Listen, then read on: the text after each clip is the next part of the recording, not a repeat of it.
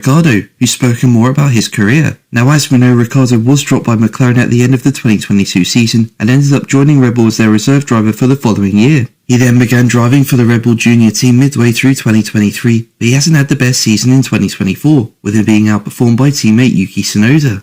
And with Red Bull reserve Liam Lawson likely to get a drive in 2025, it could see Riccardo getting replaced. But while an announcement about Lawson is reported to be coming in September, Riccardo thought his F1 career was finished 18 months ago, and therefore feels there's nothing left to fear. He was quoted by motorsport.com as saying, "It's not like I have an I don't care approach, but my perspective is that all this now is a bonus because I really thought at the end of 2022, maybe I would never race in Formula 1 again. So to have this second chance, if there's going to be some pressure then okay, let's take it on. Nothing can really hurt me anymore. I can't control anything that's going to happen. I can control what happens on track. I don't even take it race by race, I take it session by session." Now if Riccardo really steps it up after the summer break and Sergio Perez still struggles for form in the Red Bull, perhaps there is a chance Riccardo could end up in the main team for next year. But I do think Red Bull feel that a turnaround in form for Perez is just around the corner. Now as we know, Perez finished second behind Verstappen at 4 of the opening 5 races, only for his form to spiral from then on. And ESPN report that Red Bull is considering taking Perez back to the car spec from the early part of the year. So that's quite a change, but perhaps it could help Perez get back on track. And speaking about Perez, Red Bull advisor Dr. Helmut Marko said, "To be teammate to Max is not the nicest thing in Formula 1. Sergio has his merits, he's won races. Our discussion was not just about drivers, it was regular discussions we had of what we can do to improve the situation. We have to try to make the car more easy to drive. And the more difficult the car is to drive, the more the difference to Max comes out, because he's such an outstanding talent. If the rear steps out, he won't lift the throttle, he's just, yeah, it's a little bit nervous." Sergio says, "It's difficult or it's undrivable."